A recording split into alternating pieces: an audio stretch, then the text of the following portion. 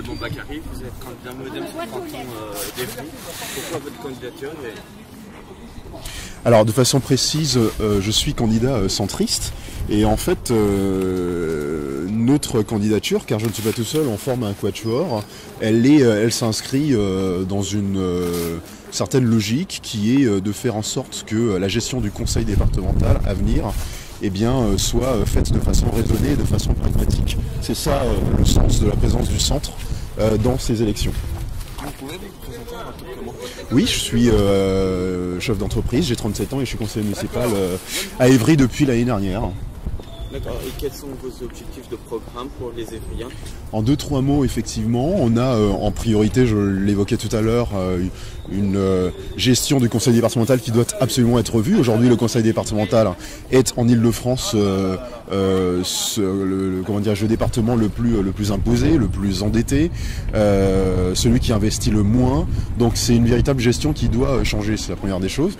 Naturellement, nos concitoyens, et c'est le deuxième point, sont également contraints aujourd'hui en termes d'emploi, ont des problèmes d'emploi qui les minent au quotidien.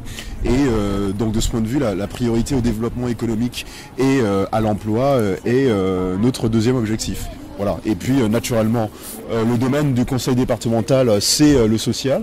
Et partant de là, on a un certain nombre de mesures à destination notamment des personnes âgées dont on veut absolument qu'elles puissent rester chez elles le plus longtemps possible. Un certain nombre de mesures, et donc pour les personnes âgées, il s'agit de revaloriser les aides financières médicales et les aides financières aux ménages, par exemple, pour les personnes âgées.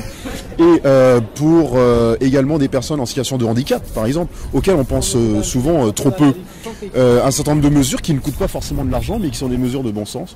Je pourrais en citer une, par exemple le fait de désigner un référent unique pour une personne handicapée, lequel référent gérerait tous les aspects de la vie de cette personne handicapée. Aujourd'hui c'est un manque, une personne handicapée dans les différentes phases de sa vie, dans les différents aspects de sa vie, doit référer à plusieurs personnes. Et c'est source d'inefficacité. Voilà quelque chose qui pourrait être corrigé. Voilà en 3 mots ce que sont ce qu'on aimerait porter au conseil départemental si les Évriens et les Courcouronais nous faisaient confiance le 22 mars. Monsieur Bakary, je vous remercie.